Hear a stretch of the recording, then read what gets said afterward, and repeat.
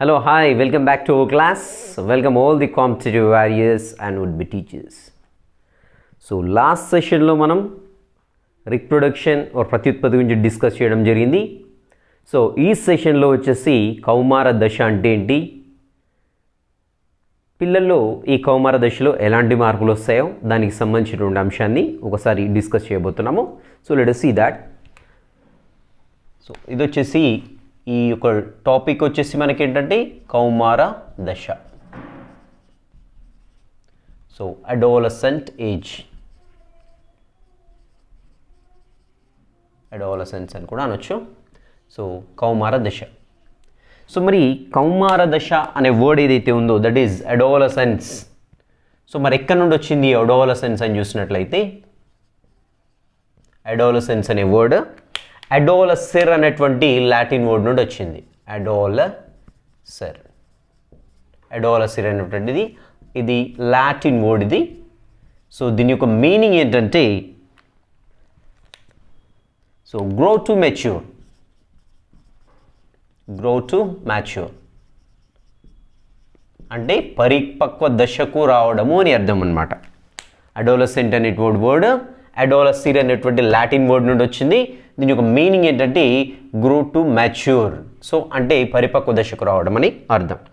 So మరి జనరల్గా ఏ ఏజ్ని కౌమార దశగా పేర్కొంటామని చూసినట్లయితే, సో నేను చెప్పడం కాదు, ఇంకో టీచర్ చెప్పడం కాదు, బుక్లో కాదు, ఎవరు చెప్పారని చూసినట్లయితే వరల్డ్ హెల్త్ ఆర్గనైజేషన్ ప్రకారము ఈ అడోలసెంట్ ఏజ్ని వచ్చేసి 10 to 19 ఇయర్స్ని, సో 10 to 19 ఇయర్స్ని మామూలుగా ఈ కౌమార దశగా పేర్కొనడం జరిగింది. సో ఎవరు చెప్పారని చూసినట్లయితే వరల్డ్ హెల్త్ ఆర్గనైజేషన్ వాళ్ళు చెప్పడం జరిగింది. సో ఇక్కడ మన అడోలసెంట్ని ఒడిదుడుకులతో కూడినటువంటి దశ, జీవితంలో ఒడిదుడుకులతో కూడిన దశ. ఎవరు చెప్పారు ఇలా అనేది చూసినట్లయితే స్టాన్లీ హాల్ అనేటువంటి సైంటిస్ట్, స్టాన్లీ హాల్ అనేటువంటి సైంటిస్ట్ ఈ యొక్క కౌమార దశని ఏమని చెప్పారంటే ఒడిదుడుకులతో కూడినటువంటి దశ. సో ఎందుకు స్పెసిఫిక్గా ఓన్లీ స్టాన్లీ హాల్ గురించే చెప్తున్నాను అని చూసినట్లయితే, ఎస్పెషల్లీ మన 8th క్లాస్ టెక్స్ట్ బుక్లో ఈ సైంటిస్ట్ గురించి ఇవ్వడం జరిగింది. సో అతడి కౌమార దశని ఏ విధంగా పేర్కొనడం జరిగింది. సో అదే సైకాలజీ టెక్స్ట్ బుక్ చూసినట్లయితే, ఓరల్స్ చైల్డ్ డెవలప్మెంట్ చూసినట్లయితే అక్కడ కూడా మనకి కౌమార దశ గురించి వస్తుంది. సో అక్కడ చాలామంది శాస్త్రవేత్తలు ఈ కౌమార దశ గురించి వివరించడం జరిగింది. But in the content point of వ్యూలో చూసినట్లయితే కేవలం ఒక సైంటిస్ట్ గురించి ఇవ్వడం జరిగింది, అది వచ్చేసి స్టాన్లీ హాల్. సో అతడు ఏం చెప్పాడంటే కౌమార దశని, ఈ యొక్క కౌమార దశని ఒడిదుడుకులతో కూడినటువంటి దశగా పేర్కొనడం జరిగింది. మరి ఈ కౌమార దశలో ఎలాంటి మార్పులు వస్తాయి అని చూసినట్లయితే, ఫస్ట్ వన్ వచ్చేసి పెరుగుదలలో విపరీతమైనటువంటి మార్పు వస్తుంది, శారీరక పెరుగుదల. నెక్స్ట్ చూసినట్లయితే ఆడమ్స్ యాపిల్, బాయ్స్లో చూసినట్లయితే ఆడమ్స్ యాపిల్ యొక్క పెరుగుదల గురించి మన యొక్క టెక్స్ట్ బుక్లో ఇవ్వడం జరిగింది. నెక్స్ట్ చూసినట్లయితే మొటిమలు, సో ముఖం పైన మొటిమలు రావడం జరుగుతుంది. నెక్స్ట్ చూసినట్లయితే ద్వితీయ లైంగిక లక్షణాల గురించి ఇవ్వడం జరిగింది. సో ఇంకా ఏమి ఇవ్వడం జరిగిందని చూసినట్లయితే హార్మోన్స్ గురించి ఇవ్వడం జరిగింది, రైట్. సో మొట్టమొదటిగా మనకి యాజ్ పర్ టెక్స్ట్ బుక్లో ఇచ్చిన ప్రకారం చూద్దాము. ఫస్ట్ వచ్చేసి పెరుగుదల. సో వెరీ ఇంపార్టెంట్, మనకి దీని నుండి ఎగ్జామ్లో క్వశ్చన్ రావడానికి ఛాన్సెస్ ఎక్కువగా ఉన్నాయి. ఎందుకంటే మ్యాటర్ ఎక్కువగా ఇచ్చాడు, కన్ఫ్యూజ్ చేసేందుకు చాలా అవకాశం ఉంది. ఇన్ఫర్మేషన్ కూడా ప్లెంటీ ఆఫ్ ఇన్ఫర్మేషన్ ఉంది ఇక్కడ. సో కాబట్టి ఏంటంటే దీంట్లో నుండి క్వశ్చన్ ఇవ్వడానికి అవకాశం ఉంది. మరి ఈ పెరుగుదల గురించి ఒకసారి చూద్దాము.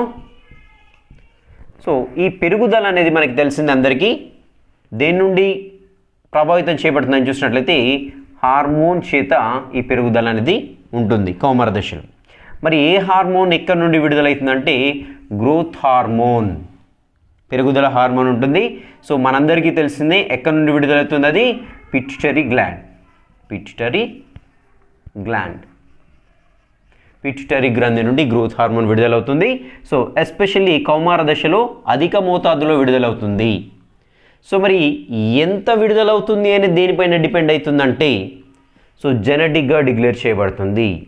మ్యాక్సిమం తల్లిదండ్రుల హైట్ ఉన్నట్టయితే పిల్లల హైట్గా ఉండడం, సో లేదంటే తల్లిదండ్రులు ఎత్తు తక్కువగా ఉన్నట్లయితే పిల్లలు తక్కువగా ఉంటారు. సో దీనికి కారణం ఏంటంటే ఆ విడుదలయ్యేటువంటి గ్రోత్ హార్మోన్ ఏదైతే ఉందో ఇది జెనెటిక్గా డిఫైన్ చేయబడుతుంది.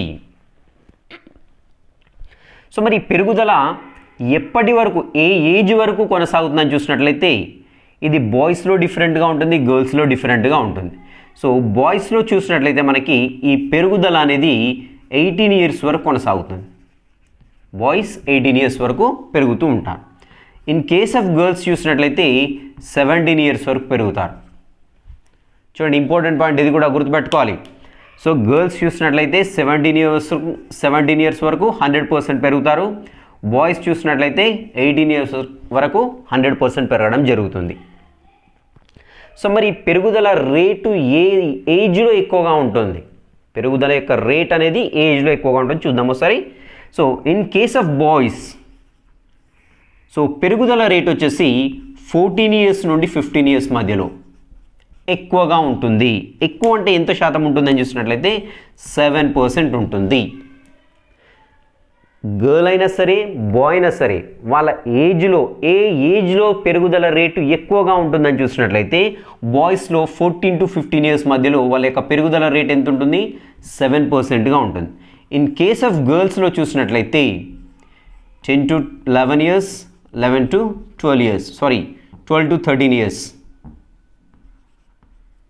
గర్ల్స్లో చూసినట్లయితే 10 to 11 years and 12 to 13 years. ఎంత ఉంటుంది పెరుగుదల రేట్ అంత చూసినట్లయితే 4%.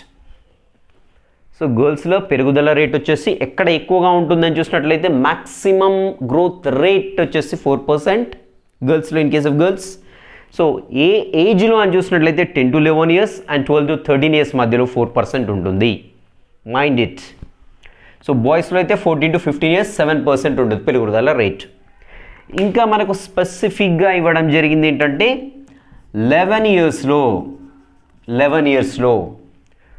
బాయ్స్లో 11 ఇయర్స్లో బాయ్స్లో ఎంత శాతం పెరుగుతారో వాళ్ళ యొక్క సాధారణ ఎత్తులో వాళ్ళు కంప్లీట్గా పెరిగే ఎత్తులో ఎంత ఎత్తు పెరుగుతారని చూసినట్లయితే 81% పెరుగుతారని ఇవ్వడం జరిగింది. అదేవిధంగా గర్ల్స్లో చూసినట్లయితే 88% పెరుగుతారు. చూడండి, స్పెసిఫిక్గా మెన్షన్ చేశాడు. టేబుల్ కాకుండా ఈ పాయింట్ని టెక్స్ట్ బుక్లో స్పెసిఫిక్గా మెన్షన్ చేయడం జరిగింది. 11 సంవత్సరాల అమ్మాయిల యొక్క ఎత్తు ఎంత ఉంటుందంటే వాళ్ళు పూర్తిగా పెరిగే ఎత్తులో 88% పెరుగుతారు. సే ఫర్ ఎగ్జాంపుల్ 100 సెంటీమీటర్స్ అవుతుంది అనుకోండి అమ్మాయి పూర్తిగా, ఆమె హైట్ కంప్లీట్గా లైఫ్ టైం హైట్ మొత్తం వచ్చేసి 100 సెంటీమీటర్స్ అనుకోండి. సో ఈ యొక్క 11 ఇయర్స్లో ఎంత పెరుగుతారు? 88 సెంటీమీటర్స్ ఉంటుంది, రైట్. సో అదేవిధంగా బాయ్స్లో చూసినట్లయితే ఈ యొక్క ఎత్తు శాతం అనేది 11 సంవత్సరాల్లో 81% పెరిగేస్తారు. So this is the very important point, గుర్తుపెట్టుకోండి, ఎందుకంటే స్పెషల్గా ఇవ్వడం జరిగింది, రైట్. సో మరి బాయ్స్ గర్ల్స్ ఎవరు ఎంత హైట్ పెరుగుతారో చూద్దాము. సో ఏ విధంగా క్యాలిక్యులేట్ అయ్యో చూద్దాం. సో మరి ఎంత ఎత్తు పెరుగుతారో అనే దానికి ఒక ఫార్ములా కూడా ఇవ్వడం జరిగింది. ఎంత ఎత్తు పెరుగుతారు గర్ల్స్ వాళ్ళ యొక్క లైఫ్ టైంలో ఆర్ఎల్స్ బాయ్స్ వాళ్ళ యొక్క లైఫ్ టైంలో ఎంత ఎత్తుకు పెరుగుతారని ఒక ఫార్ములా ఇవ్వడం జరిగింది. ఆ ఫార్ములాని బేస్ చేసుకొని కూడా ఒక క్వశ్చన్ అడగడం జరిగింది లాస్ట్ ఎగ్జామ్లో. సో ఇక్కడ చూద్దాం ఒకసారి. దీనికి ఫార్ములా ఏంటని చూసినట్లయితే ప్రస్తుతము ఆ యొక్క అబ్బాయి లేదంటే అమ్మాయి ఉన్నటువంటి ప్రస్తుత ఎత్తు దేంట్లో ఇంచెస్లోనా మీటర్స్లోనా సెంటీమీటర్స్లో అని చూసినట్లయితే గుర్తుపెట్టుకోండి సెంటీమీటర్స్, ఇంపార్టెంట్ పాయింట్ నెగ్లెక్ట్ చేయొద్దు. ప్రస్తుత ఎత్తు సెంటీమీటర్స్లో అండ్ పెరుగుదల శాతం మనకి ఇచ్చినటువంటి టేబుల్లో పెరుగుదల శాతం ఉంటుంది ఒకటి. సో ఏ ఏజ్లో ఎంత శాతం ఉండాలి అనేసి ఒక టేబుల్ ఇచ్చాడు. 11 ఇయర్స్లో అనేట్లయితే బాయ్స్లో 88%, రైట్. గర్ల్స్లో అయితే 81%, అది 11 ఇయర్స్లో. 12 ఇయర్స్లో ఎంత శాతం ఉంటుంది, 13 ఇయర్స్లో ఎంత ఉంటుంది, 9 ఇయర్స్లో ఎంత ఉంది, 10 ఇయర్స్లో ఆ శాతం అనేది మనకు టేబుల్లో ఇది వాల్యూస్ ఇవ్వడం జరిగింది. ఇది పెరుగుదల శాతం. ఆ ప్రస్తుతం ఏజ్ ఎంత అయితే ఉందో ఆ ఏజ్లో ప్రస్తుత ఏజ్లో ఉన్నటువంటి పెరుగుదల శాతం as per table into 100. So ఇది వచ్చేసి ఫార్ములా మనకి గుర్తుపెట్టుకోండి. సో ఈ ఫార్ములాని బేస్ చేసుకొని క్వశ్చన్ తయారు చేయడానికి ఆస్కారం ఉంది. సో మరి ఏ క్వశ్చన్ తయారు చేస్తాడు అని చూసినట్లయితే చూడండి, మనకి స్పెసిఫిక్గా 11 ఇయర్స్లో శాతం అనేది క్లియర్గా వేరే పాయింట్లో మెన్షన్ చేయడం జరిగింది, రైట్. సో కాబట్టి 11 ఇయర్స్ బేస్ చేసుకొని క్వశ్చన్ ప్రిపేర్ చేయడానికి ఆస్కారం ఉంది, గుర్తుపెట్టుకోండి. సే ఫర్ ఎగ్జాంపుల్ క్వశ్చన్ ఏమి ఇస్తారంటే, ఒక అమ్మాయి 11 ఇయర్స్లో ఆమె యొక్క హైట్ చూసినట్లయితే 135 సెంటీమీటర్స్గా ఉంది. ఆమె ఎంత ఎత్తు పెరుగుతుంది, ఎంత ఎత్తు పెరిగేటువంటి అవకాశం ఉందని అడగొచ్చు. సో ఎందుకు 11 ఇయర్స్ని అడిగాడు, ఆల్రెడీ పాయింట్ మెన్షన్ చేశాడు కాబట్టి. సో మనకి ఆ పాయింట్ గుర్తుంటేనే దీన్ని చేయగలుగుతాం. సో 11 ఇయర్స్లో గర్ల్, సో అమ్మాయిలు ఎంత హైట్ పెరుగుతారని చెప్పాను, 88% హైట్ పెరుగుతారని చెప్పాను. Is not it right. So 11 ఇయర్స్లో హైట్ ఎంత, ప్రస్తుత హైట్ వచ్చేసి 135 సెంటీమీటర్స్. సో ఎంత శాతం పెరుగుదల శాతం అని చూసినట్లయితే 88% into as per this formula 100. So result వచ్చేసి మనకి ఏంటంటే ఎంత వస్తే అంత ఎత్తు పెరుగుతూ ఉంటారనమాట. అండర్స్టాండ్. అదే ఇన్ కేస్ 11 ఇయర్స్ బాయ్ 135 ఉంటే అతడు మొత్తం జీవితాంతంలో ఎంత ఎత్తు పెరుగుతాడు అనేటువంటి అవకాశం కూడా ఉంది. సో అప్పుడు ఏం చేస్తాము, బాయ్ అంటే ఇక్కడ వచ్చేసి 81 అవుతుంది, గుర్తుపెట్టుకోండి. 81 boy in case of boy. So అదే గర్ల్స్ అయితే ఏమవుతుంది, 88% అవుతుంది. 88% కింద 88 వాల్యూ వేసుకుంటాం అనమాట డినామినేటర్ని, right. This is the formula and there is a chance of asking question from this area, mind it. Okay, next చూద్దాం. సో పెరుగుదల తర్వాత ఏముంది, ఆడమ్స్ యాపిల్ గురించి ఇవ్వడం జరిగింది. Adam's apple. So Adam's apple especially మనకి బాయ్స్లో కనబడుతూ ఉంటుంది ఆడమ్స్ యాపిల్. సో ఈ యొక్క గొంతు భాగం చూసినట్లయితే కొంచెం ముందుకు వచ్చి ఉంటుంది. గొంతు భాగం ఏంటంటే కొంచెం ముందుకు పెరిగి కొంచెం ఉబ్బెత్తు యాపిల్ మాదిరిగా, అంటే యాపిల్ ఇలా ఉబ్బెత్తుగా బయటకు ఉంటుంది కాబట్టి దీన్ని ఆడమ్స్ యాపిల్ అని పేరు పెట్టడం జరిగింది. సో మరి ఆడమ్స్ యాపిల్ ఎలా పెరుగుతుంది, ఎస్పెషల్లీ ఇన్ ద అడాలసెంట్ స్టేజ్లో చూసినట్లయితే స్వరపేటిక పాక్షిక పెరుగుదల. స్వరపేటిక అంటే తెలిసిందే మనకి లారింగ్స్. పాక్షిక పెరుగుదల, పూర్తి పెరుగుదల కాదు, పాక్షిక పెరుగుదల.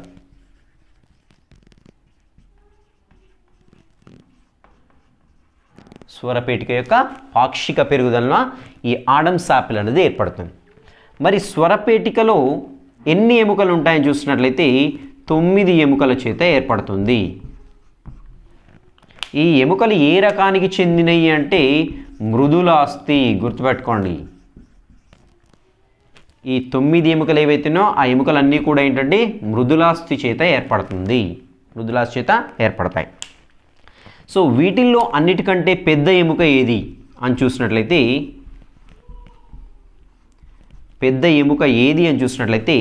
థైరాయిడ్ మృదులాస్థి. థైరాయిడ్ మృదులాస్థి అన్నిటికంటే పెద్దదైనటువంటి మృదులాస్థి. సో ఆడమ్స్ యాపిల్ అనేది స్వరపేటిక ఓరల్స్ లారింగ్స్ యొక్క పార్షిక పెరుగుదల వలన ఏర్పడుతూ ఉంటుంది. సో ఈ స్వరపేటిక అనేది 9 మృదులాస్థుల చేత ఏర్పడుతూ ఉంది. దానిలో అతిపెద్ద మృదులాస్థి ఏంటంటే థైరాయిడ్ మృదులాస్థి. సో ఈ థైరాయిడ్ మృదులాస్థి యొక్క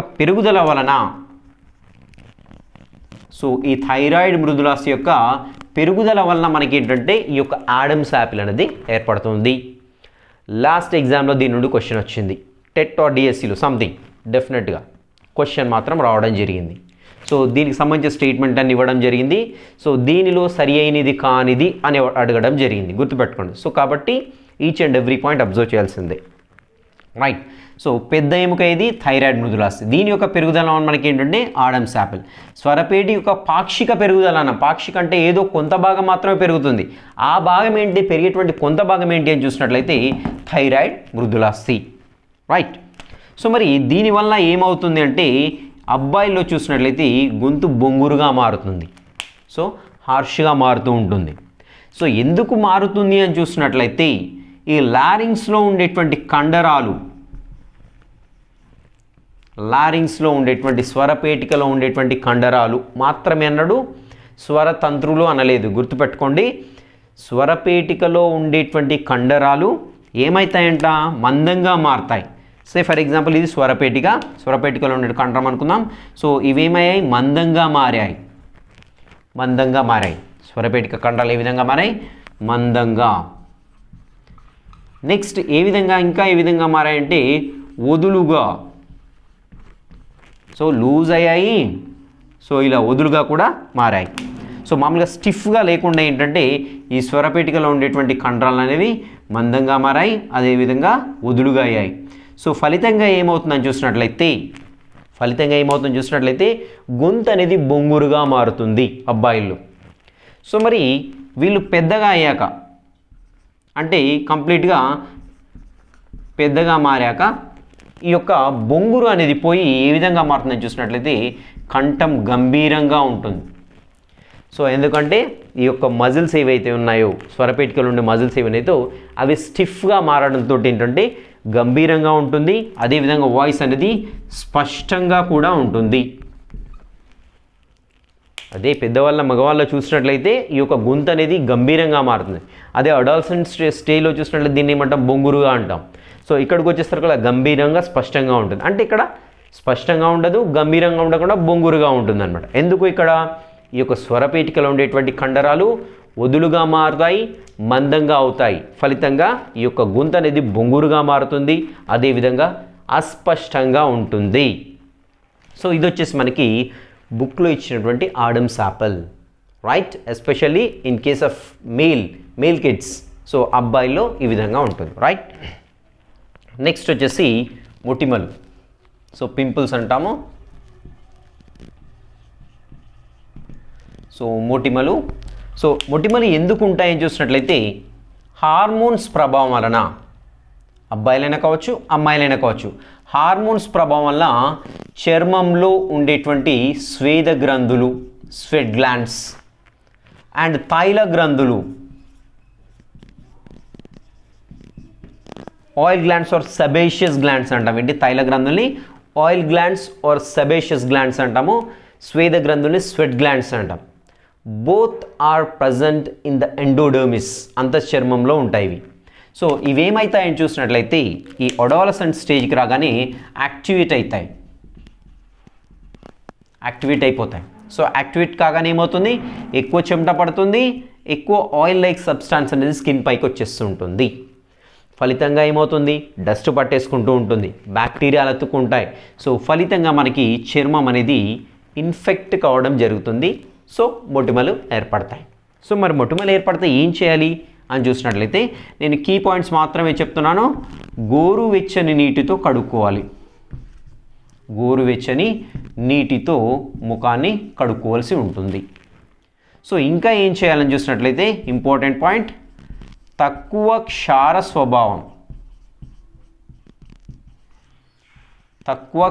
స్వభావం ఉన్నటువంటి సబ్బుతో ముఖాన్ని కడుక్కోవాలి.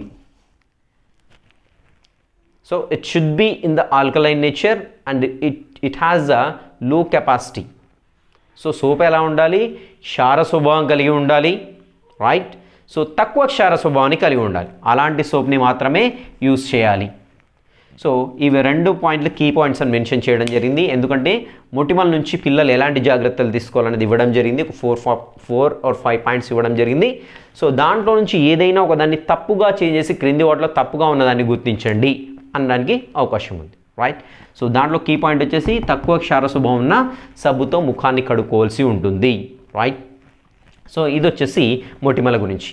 సో ఎందుకు ఈ మొటిమలు ఏర్పడతాయి, ఎందుకు ఇవి యాక్టివేట్ అయితే due to the hormones effect.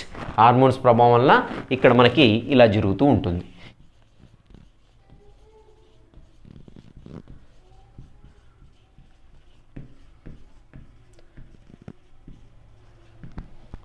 So మనందరికీ తెలిసిందే ద్వితీయ లైంగిక లక్షణాల నుంచి ప్రతి ఒక్కరికి అవగాహన ఉంటుంది. సో ఎస్పెషల్లీ మనకి వీటిని ద్వితీయ లైంగిక లక్షణాలు ఎందుకు అంటున్నాము, వాట్ అబౌట్ ప్రాథమిక లైంగిక లక్షణాలు?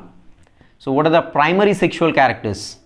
సో ప్రాథమిక లైంగిక లక్షణాలు అంటే ఏంటంటే సో శిశువు జన్మించగానే జననావయవాలు ఏవైతే ఉన్నాయో జెనిటీలియా, సో వీటిని ప్రాథమిక లైంగిక లక్షణాలుగా చెప్తాం.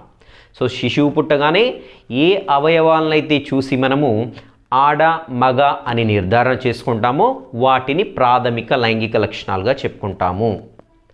Where as so except those primary sexual characters, so ఇంకా అన్నీ కూడా సిమిలర్గా ఉంటాయి. ఎప్పటి వరకు? At the stage of adolescence age. So తర్వాత మనకి ఇంకా స్పెషలైజ్ అయిపోతుంటాయి క్యారెక్టరిస్టిక్స్ అనేవి ఫిజికల్గా, రైట్? సో ఇలాంటి లక్షణాలు సెకండరీ కాబట్టి వీటిని ఏమంటున్నామంటే ద్వితీయ లైంగిక లక్షణాలు ఆర్ ఎల్స్ సెకండరీ సెక్షువల్ క్యారెక్టర్స్గా చెప్పుకుంటాము. సో ఇవి బాయ్స్కి వేరే ఉంటాయి, గర్ల్స్కి వేరే ఉంటాయి. సో ఏమేమి లక్షణాలు ఉంటాయి ఒక్కసారి చూద్దాము. So in case of girls, so గర్ల్స్లో ఎలాంటి లక్షణాలు ఉంటాయి చూద్దాం ఫస్ట్. సో వీళ్ళలో చూసినట్లయితే బ్రెస్ట్ డెవలప్మెంట్ ఉంది, ఓరల్స్ mammary glands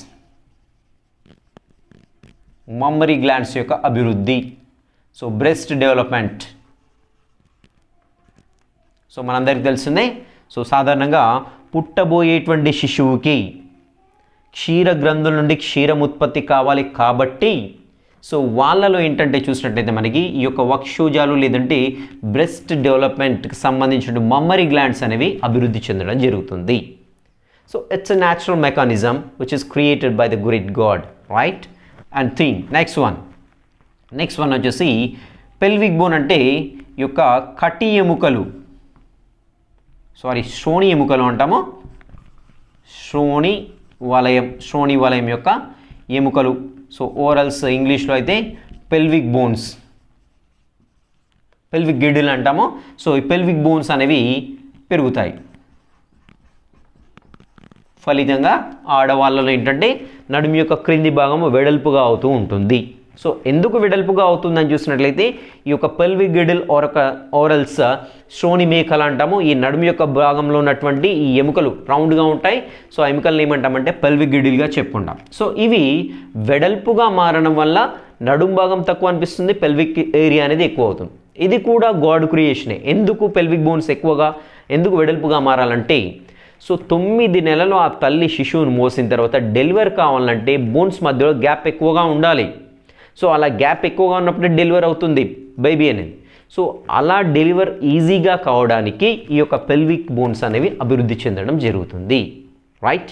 so this is the secondary thing. Okay, ఇంకా ఏముంటాయి ఆడవాళ్ళు చూసినట్లయితే గొంతు మృదువుగా మారుతుంది. గొంతు రైట్ అంటే కంఠస్వరం మృదువుగా మారుతుంది.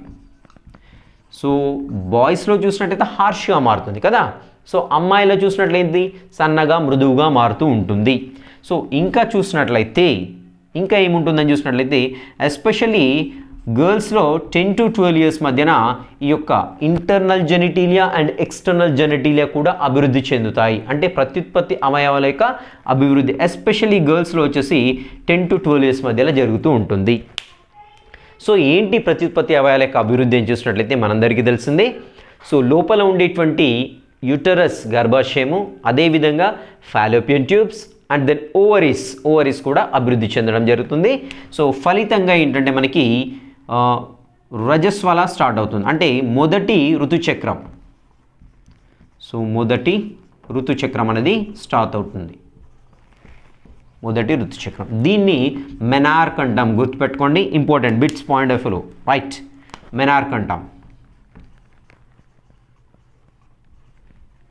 మెనార్క్. సో మొదటి ఋతుచక్రాన్ని ఆడవాళ్ళలో మెనార్క్గా పేర్కొంటాము. ఒకసారి ఎగ్జామ్లో అడగడం జరిగింది. సో మెనార్క్ అంటాం. సో ఎప్పుడు స్టార్ట్ అవుతుందని చూసినట్లయితే గర్ల్స్లో ఈ యొక్క ప్రత్యుత్పత్తి దశ అనేది 10 to 12 yearsలో స్టార్ట్ అవుతూ ఉంటుంది. సో మరి కొన్ని ఇయర్స్ తర్వాత 45 to 50 years బుక్లో మెన్షన్ చేయడం జరిగింది, 45 to 50 years. సో ఈ యొక్క ఋతుచక్రం అనేది ఆగిపోవడం జరుగుతుంది. దీన్ని వచ్చేసి మనము మెనోపాజ్ అంటాం,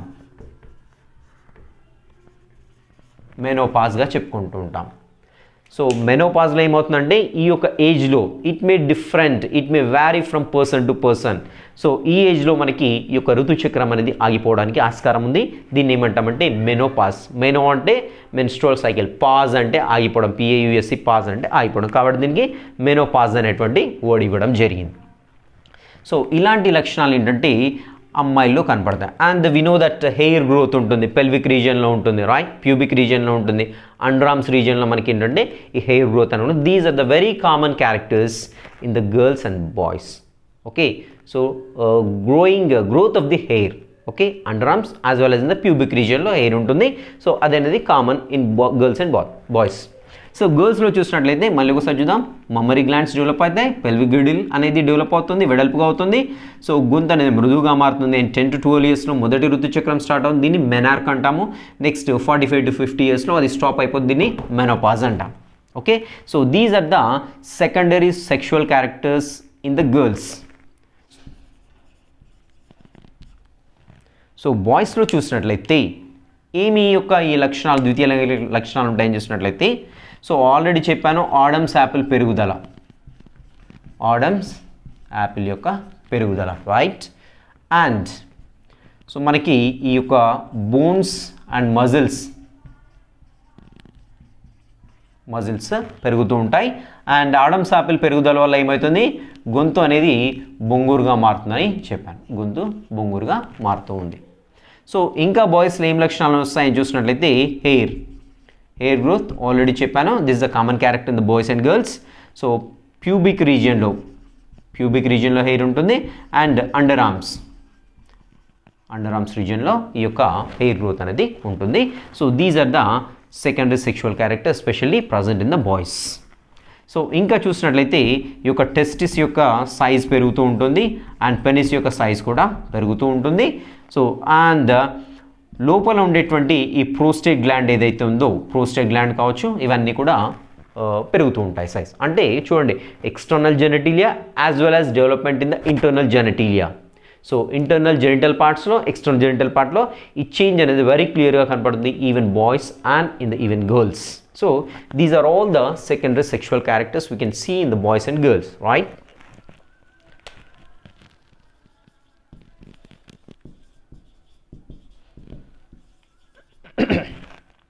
సో మరి హార్మోన్స్ చూద్దాము ఒకసారి. ఈ హార్మోన్స్ వచ్చేసి ఫస్ట్ మనకి కొన్ని ఇవ్వడం జరిగింది, ఆ కొన్ని ఎందుకు ఇచ్చాడో ఒకసారి చూద్దాము. పిట్యూటరీ గ్లాండ్, పిట్యూటరీ గ్రంథి నుండి మనకి ఎలాంటి హార్మోన్లు విడుదలని చూసినట్లయితే గ్రోత్ హార్మోన్ ఒకటి విడుదలవుతుందని ఇవ్వడం జరిగింది. And then FSH and then LH, ఈ 3 హార్మోన్లు ఇవ్వడం జరిగింది. సో ఇవి కాకుండా ఇంకా హార్మోన్లు కూడా విడుదలవుతాయి, వాటి గురించి ఏమి ఇవ్వలేదు. సో ఎందుకు ఇవే ఇచ్చాడని చూసినట్టయితే కౌమార దశలో వీటి ప్రభావం చేతనే మార్పులు ఏర్పడతాయి కాబట్టి వీటిని మాత్రమే పేర్కొనడం జరిగింది, రైట్. సో గ్రోత్ హార్మోన్ ఏం చేస్తుందో చూద్దాం. ఇక్కడ ఒక కీ పాయింట్ అబ్జర్వ్ చేద్దాం ఒకసారి. సో మనకందరికీ తెలిసిందే ఈ యొక్క గ్రోత్ హార్మోన్ అనేది పెరుగుదలలో ఉపయోగపడుతుంది, తోడ్పడుతుంది అని తెలుసు. కానీ ఇక్కడ మనకు టెక్స్ట్ బుక్లో ఇంకో పాయింట్ మెన్షన్ చేయడం జరిగింది ఏంటంటే ఇతర అంతఃస్రావి గ్రంథుల్ని ప్రేరేపిస్తుంది, ఇతర అంతఃస్రావి గ్రంథులని ప్రేరేపిస్తుంది. కీ పాయింట్ గుర్తుపెట్టుకోండి. సో ఎందుకంటే మనము సాధారణంగా చదివిన దానికంటే కూడా కొంచెం అనీవన్గా ఉంది ఈ పాయింట్ కదా.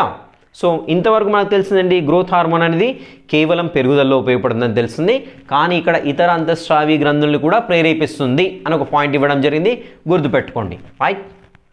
నెక్స్ట్ వచ్చేసి ఫాలికల్ స్టిమ్యులేటింగ్ హార్మోన్. సో మరి ఈ ఫాలికల్ స్టిమ్యులేటింగ్ హార్మోన్ ఏం చేస్తుందంటే ఫాలికల్స్ని స్టిమ్యులేట్ చేస్తుంది, రైట్. సో మనకి ఇక్కడ వర్డ్లోనే ఉంది ఫాలికల్స్. ఎక్కడ ఉంటాయి ఫాలికల్స్ అని చూసినట్లయితే ఓవరీస్లో ఉంటాయి, ఇంకా ఎక్కడ ఉంటాయి సెమనిఫెరస్ ట్యూబ్యూల్స్లో ఉంటాయి, సెమనిఫెరస్ ట్యూబ్యూల్స్లో. అంటే ఇది వచ్చేసేమో బాయ్స్, ఇది వచ్చేసేమో గర్ల్స్. సో ఇక్కడ ఉండేటువంటి ఈ పుటికలను ప్రేరేపిస్తుంది,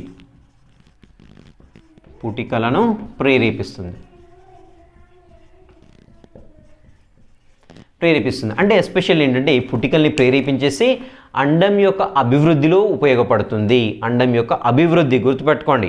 సో ఇక్కడ వచ్చేసి సెమనిఫెరస్ ట్యూబ్యూల్స్లో శుక్ర కణాల అభివృద్ధిలో ఉపయోగపడుతుంది.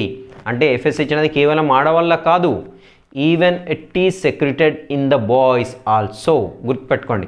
సో బాయ్స్లో అండ్ గర్ల్స్లో ప్రొడ్యూస్ అవుతుంది. సో మరి సెమెనిఫెరస్ ట్యూబ్యూల్స్లో ఉండేటువంటి కొన్ని కణాల పైన పనిచేసి ఏం చేస్తుందంటే శుక్ర కణాల అభివృద్ధి. శుక్ర కణాల అభివృద్ధి. సో ఇక్కడైతే అండం ఉండేటువంటి పుటికలను అభివృద్ధి చేస్తుంది. అండం యొక్క అభివృద్ధిలో ఉపయోగపడుతుంది ఎఫ్ఎస్హెచ్ అనేది. సో మరి ఎల్హెచ్ ఏం చేస్తుంది? ల్యూటినైజింగ్ హార్మోన్ అంటాం దీన్ని. సో అండోత్సర్గంలో అండము ఉత్పత్తి కావడంలో ఆ యొక్క ఫాలికల్ని పగిలి రప్చర్ అయిపోయి అండం బయటకు వస్తుంది. దీనికి ల్యూటినైజింగ్ హార్మోన్ అనేది ఉపయోగపడుతుంది. అండ్ ఇంకా చూసినట్లయితే బాయ్స్లో చూసినట్లయితే ఏం చేస్తుందంటే శుక్ర కణాల విడుదల. శుక్ర కణాల విడుదలలో ఈ ల్యూటినైజింగ్ హార్మోన్ అనేది ఉపయోగపడుతూ ఉంటుంది. సో ఇవి మనకు పిట్యూటరీ గ్రంథి నుండి వచ్చేటువంటి హార్మోన్స్. నెక్స్ట్ ఇంకా మనకి ఇంకొక గ్లాండ్ చూద్దాము. అది వచ్చేసి adrenal gland. So adrenal gland గురించి ఎందుకు ఇచ్చాడు? థైరాయిడ్ గ్లాండ్ ఎందుకు ఇవ్వలేదు? పారాథైరాయిడ్ ఎందుకు ఇవ్వలేదు? ఇంకో గ్లాండ్ ఎందుకు ఇవ్వలేదు అని చూసినట్లయితే అడ్రినల్ గ్లాండ్ వచ్చేసి దీని నుండి అడ్రినలిన్ అనేటువంటి hormone విడుదలవుతుంది. Adrenaline and Nar adrenaline కూడా రిలీజ్ అవుతుంది. బట్ మనకి ఇచ్చిందో కేవలం ఒకటే హార్మోన్ ఇచ్చాడు, అడ్రినలిన్. సో ఇదేం చేస్తుందంటే ఉద్వేగాల హార్మోన్ అంటాం దీన్ని. ఉద్వేగాల్ని నియంత్రించేటువంటి హార్మోన్. సో ఉద్వేగాల్ని పెంచుతూ ఉంటుంది. సో ఎందుకు ఎస్పెషల్లీ మనం కౌమార దశలో ఈ హార్మోన్ గురించే మాట్లాడుతున్నాం. ఎందుకంటే ఈ దశలో ఉద్వేగాలు ఎక్కువగా ఉంటాయి కాబట్టి అడ్రినల్ గ్లాండ్ ఇవ్వడం జరిగింది. Right. So this is the adrenal gland. Adrenal gland ఎక్కడ ఉందో తెలుసు కదా? మూత్రపిండాల పై భాగంలో ఉంటుంది. ఒక క్యాప్ మాదిరిగా ఉంటుంది. వీటిని సూప్రా రీనల్ గ్లాండ్ అంటాం. సూప్రా అంటే పైన, రీనల్ అంటే కిడ్నీ, సూప్రా రీనల్ గ్లాండ్ అని కూడా అంటాం. This is the adrenal gland. So ఇంకా ఏమి ఇచ్చాడని చూసినట్లయితే ఇంకా మనకి ముష్కాలు. సో ముష్కాల్ అంటే టెస్టిస్. సో దీని నుంచి మనకు హార్మోన్ వస్తుంది ఏంటంటే testosterone hormone. So testosterone hormone. So ఇది వచ్చేసి ఏంటంటే ముష్కాల యొక్క సైజ్ పెరగడానికి. ఓకే. నెక్స్ట్ వచ్చేసి ఇంకా ఎస్పెషల్లీ బాయ్స్లో అన్ని రకాల ద్వితీయ లైంగిక లక్షణాలు, secondary sexual characters such as మీసాలు కావచ్చు, సో గడ్డాలు కావచ్చు, మీసాలు గడ్డాలు రావడం, నెక్స్ట్ ఎముకలు కండరాలు బలంగా పెరగడానికి ఈ యొక్క టెస్టోస్టిరాన్ అనేది హార్మోన్ అనేది ఉపయోగపడుతూ ఉంటుంది. సో ఇవి ముష్కాల నుండి వచ్చేటువంటి హార్మోన్. సో ఇంకా చూసినట్లయితే స్త్రీ బీజ కోశాలు.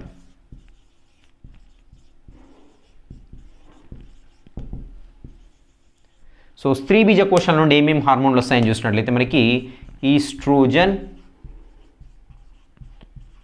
నెక్స్ట్ అదేవిధంగా ప్రొజెస్టిరాన్ అనేటువంటి హార్మోన్. సో ఈ ఈస్ట్రోజన్ ప్రొజెస్టిరాన్ హార్మోన్ ఎక్కడ వస్తాయి? స్త్రీ బీజ కోశాలు. సో ఓవరీస్ నుండి వస్తూ ఉంటాయి. సో మరి ఇవి ఏం చేస్తాయని చూసినట్లయితే అండం ఎదుగుదల, రైట్, నెక్స్ట్ విడుదల. సో అండం యొక్క ఎదుగుదల, నెక్స్ట్ విడుదల, అంతేకాకుండా ఇంకా పిండ ప్రతిష్టాపన. సో ఆ యొక్క పిండం ఏర్పడిన తర్వాత వెళ్ళి ఆ గర్భాశయ గోడల్ని అతుకు పెట్టుకోవడాన్ని పిండ ప్రతిష్టాపనగా చెప్తాము. సో ఈ పిండ ప్రతిష్టాపన ఎస్పెషల్లీ ప్రొజెస్ట్రాన్ వల్ల అవుతూ ఉంటుంది. సో మన బుక్లో అలా స్పెసిఫిక్గా ఏం మెన్షన్ చేయలేదు. సో ప్రొజెస్ట్రాన్ వల్ల ఇది అవుతుంది అనేసి ఈ రెండు హార్మోన్స్ మెన్షన్ చేయడింది. నెక్స్ట్ ఇక్కడ మనకి దానికి ఎదురుగా ఆ రెండు హార్మోన్ ఏది చేస్తాయని ఇవ్వలేదు, గుర్తుపెట్టుకోండి. సో పిండ ప్రతిష్టాపన, నెక్స్ట్ ఈ ఋతుచక్రాన్ని క్రమబద్ధీకరించడం. ఋతుచక్రం యొక్క క్రమబద్ధీకరణ. సో ఋతుచక్రాన్ని ఏంటంటే నియంత్రిస్తూ ఉంటాయి హార్మోన్స్ అనేవి, ఈస్ట్రోజన్ అండ్ ప్రొజెస్ట్రాన్. సో ఎక్కువగా ఈస్ట్రోజన్ అనేది మామూలుగా ప్రెగ్నెన్సీ రానప్పుడు ఈస్ట్రోజన్ డామినేషన్ ఉంటుంది. సో ప్రెగ్నెన్సీ వస్తే నెమ్మదిగా ఈస్ట్రోజన్ యొక్క శాతం అనేది తగ్గిపోతుంది, ప్రొజెస్ట్రాన్ శాతం పెరుగుతుంది. సో అందుకనే చూడండి స్త్రీలలో అబార్షన్స్ ఎక్కువగా అయినట్లయితే ఈ ప్రొజెస్ట్రాన్ క్యాప్సిల్స్ ఇవ్వడం జరుగుతుంది. ఎందుకంటే స్పెషల్లీ ఇది వచ్చేసి పిండ ప్రతిష్టాపనలో తోడ్పడుతూ ఉంటుంది. ప్రొజెస్ట్రాన్ క్యాప్సిల్స్ ఇవ్వడమా లేకుంటే ఇంజెక్షన్స్ ఇవ్వడమా జరుగుతుంది. ఇంజెక్షన్స్ ఇవ్వడం జరుగుతుంటుంది. సో కాబట్టి ఇంప్లాంటేషన్ అనేది స్ట్రెంగ్తన్ అవుతుంది అనమాట. సో ఇవి మనకు టెక్స్ట్ బుక్లో ఇచ్చినటువంటి హార్మోన్స్. ఓకే,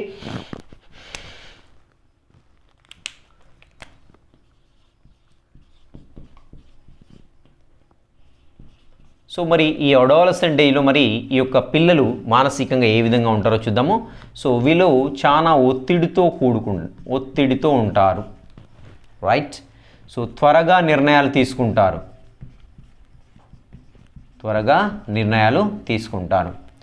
స్నేహితులతో గడపడానికి ఇష్టపడతారు, సో ఇక్కడ ఒక కీ పాయింట్ అబ్జర్వ్ చేయండి, ఆత్మస్థైర్యంతో నిర్ణయాలు తీసుకుంటారు, ఆత్మస్థైర్యంతో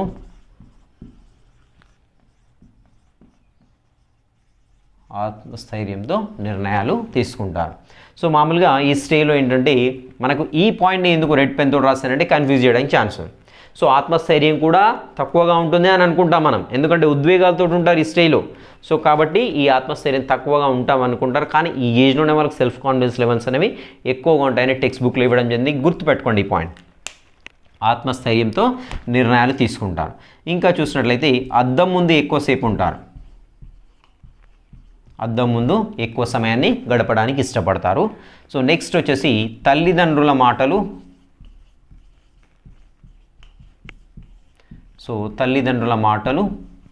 మంచిగా అనిపించవు వాళ్ళకి. సో తల్లిదండ్రుల మాటలు మంచిగా అనిపించవు.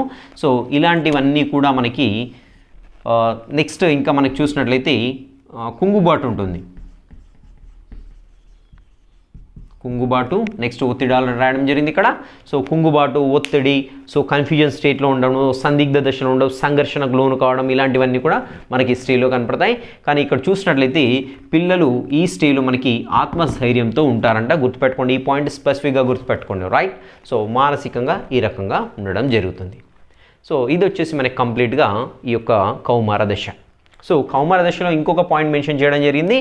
సో అట్ 15 years మొత్తం మన దేశంలో లెస్ దెన్ 15 years ఉన్నటువంటి బాలబాలికల్లో మనకి 57.57% పొగాకు ఉత్పత్తుల్ని తాగుతున్నారు, పొగాకు ఉత్పత్తుల్ని యూజ్ చేస్తున్నారు. సో అది పొగాకు నుంచి ఉత్పత్తి అయ్యేటువంటి సిగరెట్ కావచ్చు, బీడీ కావచ్చు, జర్దా కావచ్చు, ఇలాంటివన్నీ ఉంటాయి. సో ఎంత శాతం ఉపయోగించడానికి ఆస్కారం ఉందనేది ఇవ్వడం జరిగింది. సో 15 సంవత్సరాల లోపు ఉన్నటువంటి బాలబాలికలు 57.57% ఈ యొక్క పొగాకు ఉత్పత్తుల్ని ఉపయోగిస్తున్నారని ఇవ్వడం జరిగింది. సో ఈ ఏజ్లోనే మనకి ఏంటంటే డ్రగ్స్కి అలవాటు కావడానికి కూడా ఛాన్స్ ఉంటుంది. సో ఇది కంప్లీట్గా లెసన్. సో ఈ లెసన్లో ఏమైనా డౌట్లు ఉన్నట్లయితే కామెంట్స్ రూపంలో తెలియజేయండి. సో మీరు మాత్రమే చూడకండి స్వార్థంతో, తప్పకుండా మీ ఫ్రెండ్స్ ఎవరైనా స్కూల్ అసిస్టెంట్ బయోసైన్స్కి ప్రిపేర్ అవుతున్నట్లయితే ఖచ్చితంగా వాళ్ళకు కూడా ఫార్వర్డ్ చేయండి, వాళ్ళకు కూడా ఉపయోగకరంగా అనిపిస్తుంది, right. Have a great day.